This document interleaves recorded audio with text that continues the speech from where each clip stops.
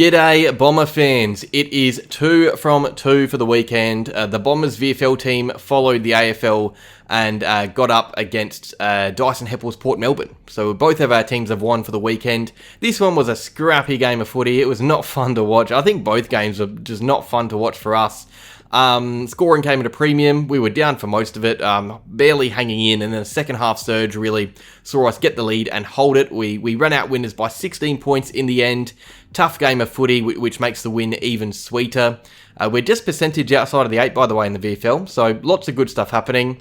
But yeah, plenty of good performances. We're going to talk about the individuals, go through a player-by-player recap because there are some getting closer and closer to a debut. Starting with Elijah Tsatas, the clearance machine. He was immense in the middle of the ground, ripping it out of every contest, getting us that valuable territory. The hand is clearly fine. If anything, it's better, I think. He had 16 clearances. Clearly, the hand is all right.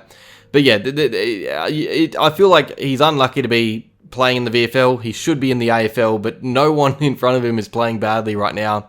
I'd like to see him back in the team, but I don't know who he'd replace. I think the way he's playing in the VFL, it just shows he's an AFL player. And at such a young age, when you're having a say on the game like he was, it's great. I thought he was using the ball poorly, lots of up and under kicks, but in this weather, it was wet and greasy, and he was always around the contest, so I'm going to give him the benefit of the doubt. I think if it was a sunny afternoon and he was using the pill like that, I'd be very worried, but it wasn't. It was a wet night, very greasy, slippery ball, so we'll give him the benefit of the doubt. 31 touches, 16 clearances, very good game. Jayden Laverde, there's going to be some MRO trouble, I think. The game was pretty heated, and I reckon it got to him. He at one stage, he lost his head and gave a Borough player a cheeky little headbutt on his way up from the ground or something. Not heaps in it. It was more of a glancing headbutt than a proper knock, not a Zidane or anything.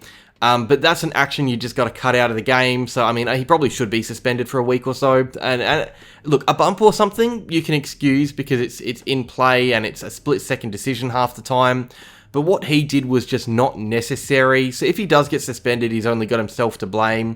And someone that experienced in our team should be teaching the kids around him how to play and how to behave. And that demonstrated a big lack of leadership in that moment. So yeah, I'm not impressed. Aside from that, I thought he was good. He had some tremendous defensive efforts. He was throwing his body around, attacked the ball with serious pace, 10 marks, a few intercepts. He was a general back there, and a major reason why we kept them so quiet after half-time. It was a good game, even if it comes with a probable suspension. Lewis Hayes pretty much did everything Laverde did, but didn't go around headbutting anyone, so that's an extra tick for him. I thought he was great. It was tough for him to be as imposing in those conditions, so his intercepting and aerial game wasn't as strong as usual. But I loved his positioning, and he was defending really well. He lost the odd contest, or I guess got evened out in the odd contest. There was one with Dyson Heppell, actually, where he brought it to ground in front of him, which probably shouldn't be happening. But yeah, he was sound in defence. Both him and Laverde didn't let much go over their heads.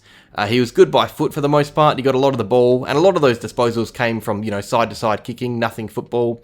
So it's not like he was winning his own footy at will, just the 5 intercept possessions last night. But yeah, I thought he was still one of our best. He's definitely ready for AFL. He's just kind of, like Tsatas, he's waiting for an unfortunate injury to make his claim. But he's definitely ready though. Kayle Gerreyn. Now this is why watching a game is important, because you're going to look at his stats and think that he was quiet. But I really liked what he dished up. I was really impressed. For starters, I loved his attack on the lead. It probably wasn't the right conditions for the pace he was hitting the ball at, but you could tell he was confident at least. He wasn't holding back. I loved how intelligent he was inside 50. He not only kicked a goal from a nice mark in a contest in the goal square, but he had 2 direct assists. One was a really clever snap to Alwyn Davey. One was a hand pass over his head when he could have kicked the goal himself. So 1 goal, but he was directly involved in more. For me, though, something that really surprised me was his hands. There were 2 or 3 times where I was almost taken aback by how clever he was with his hands, hand passing. In his draft year, I and others praised his ball use for a player that size because he can kick very well on both sides of his body. We've talked about it a lot. But his hands in this game were very impressive and have given me even more hope for the future. So yeah, I don't think he was amazing, but it's good to see him involved and really helping out the team up forward, because last time we did a VFL recap, he played an absolute stinker. So he bounced back, found some confidence. I believe he kicked a few in the practice match last week too, so he's quietly in a decent little run of form. Still not ready for AFL, needs to work on his match fitness more, but I'm liking what I'm seeing. Alwyn Davey Jnr, he's another one causing headaches for us at selection now. I thought he was fantastic. He was one of our best. kicked that early goal, running into the open square. That wasn't the last time he did that, by the way. His last goal was the same. He intercepted a kick, I think, from Wanganeen in forward 50 and finished off his hard work. Or maybe it was Tom Hurd. It was a former Essendon player. One of them. There's about 100 on Port Melbourne. And I think talking about hard work, that's probably a good way to look at this game, because I think in the VFL, players always work hard, or they often work hard. Davey was tackling well. He was getting the ball out of packs through little taps and sockers. He played the conditions really well. He was really smart. But more importantly, and this doesn't always happen, but he was rewarded for his effort. He kicked 3 goals, the most on the ground. I don't think anyone else even had multiple goals on the ground, or at least until late in the game. I remember someone saying that. So yeah, it was good to see him playing well. He's another who could have easily come into this team at some stage. And also, I love the way he spoke in the interview after, because this is someone who's definitely fighting for his career a bit. But he was just having fun with his footy and had a smile on his dial. And I feel like that's helping him perform better. The way he's feeling going into a game is helping him, play well. So it's good to see him up and about. Hopefully he gets a chance at AFL soon, because I'd love to see if he can impress and, make it even tougher for our list manager, Matt Rosa, to make some hard calls. Luamon Lual, now I don't know why he missed the last few games, or maybe I did know but I've forgotten. So let me know down below if you do. But yeah, he was back. He was playing on the wing again, working up and back the field. He was unsighted early, 2 touches at quarter time, 5 at half time. He wasn't doing heaps, but I thought his second half, it was a lot better. He was getting the ball in the forward half more. There was one play on the close wing where he weaved in between about 3 Borough players and got an effective hand pass out somehow. It was kind of a glimpse of Louis at his best, and I thought for parts of that game he was at his best, but again, there was, he was floating in and out of it like young players do. 15 touches, most of them in the second half. It was good that he rose to the occasion and handled the pressure late, but if he can start, getting involved when he's floating, it would be right in the AFL frame. He's been an emergency a few times anyway, but yeah, decent performance. We know he can give us more. Rhys Unwin, he's another one who was, nowhere at heart. Well, maybe not nowhere, but I think he had 1 quarter of footy. I thought his first, he had a few hand passes. The second was more of the same. He had 1 disposal in the fourth, but his third quarter, that is exactly what we drafted him for. He was awesome in that term. He was honestly the difference at times. I thought he was our best. He was immense inside forward 50. Missed a set shot early, crumbed a goal minutes later. He was getting his hands on the footy and requiring defensive attention. I liked his tackling pressure. I thought he was really good in the third, and he was the one who probably got us going a bit in that quarter when we were behind, when we started to really turn the game around. So yeah, overall not a fantastic performance. 3 quiet quarters, but that third is very promising. I'd love to see more of that next week against the Pies. Big Vigo Visentini, I tell you what, I've said a lot in my comments that he's not ready for AFL footy, and I do still think that. I think Goldie's the right call for now. But yeah, that was probably the most complete game of footy I've seen Vigo play. He's been really quiet to start the year, mostly because Goldie's been doing the rucking duties. But without Goldie there, who's resting for Anzac Day, Vigo was up against Big Kayle Gerreyn, who is a proper unit, that guy. And it was a great ruck battle. And honestly, Vigo gets the chocolates. He had the 26 sit-outs, 5 clearances, 16 touches. And something I noticed which was interesting was his work rate to find space on transition. When we kick side to side, he often found himself with the footy in space on the near wing at around the halfback flank, which is something I haven't seen much of before from him, because he's usually the one you want kicking the ball to, not the one kicking the footy. But yeah, I thought it was a great performance. He gave us a scare late with a big cramp. I thought he'd done something bad. It didn't look good. I think it's just a cramp. I hope so. But yeah, I think Goldie still plays against the Pies. I think he should play the next few weeks. But at least we're starting to see a potential option for the future, even if he can keep playing like this for a few weeks.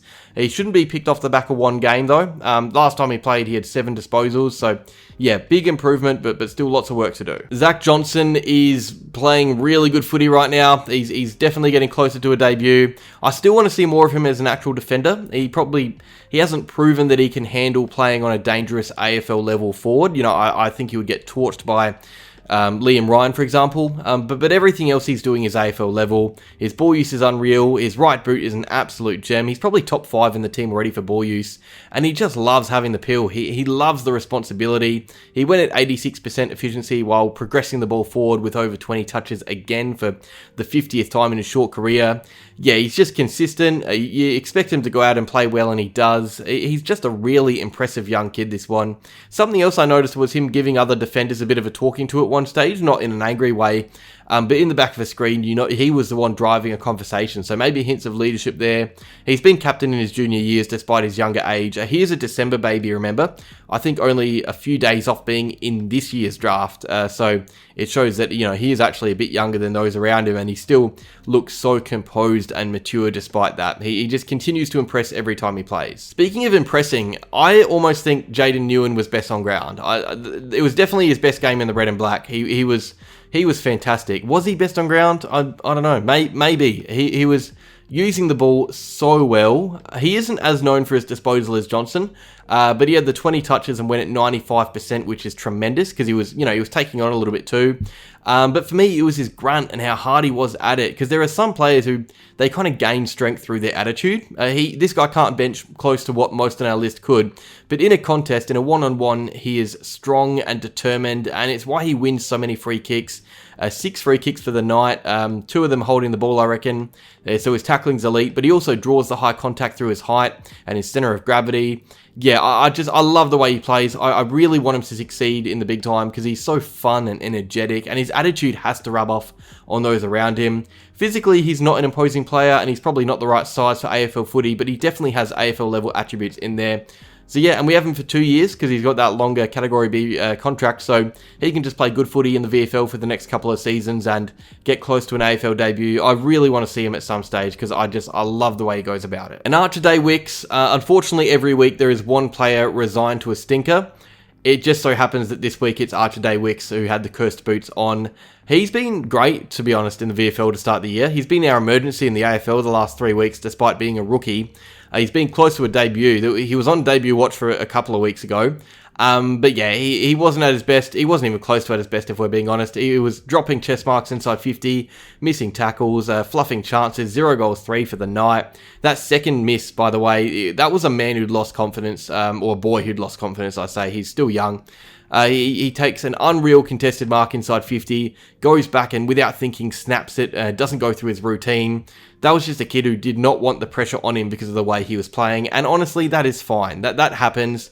I think it's actually a good thing to get these games out of your system early. You would much rather he plays like this and bounces back than doesn't and saves it for when he's in the AFL.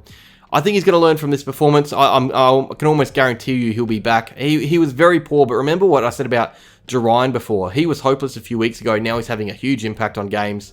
That is just what happens with kids this young, unfortunately. Well, not unfortunately, it just happens. I've got no doubt that Archer's going to bounce back and eventually play in the AFL, maybe this year. I could not be less worried about this performance if I tried. But yeah, that is that. That is another good win from the boys, a good performance. Some young players really stepped up to the plate, which was awesome to see. Some are getting closer and closer to making that debut, so keep watching the VFL. Keep watching these videos.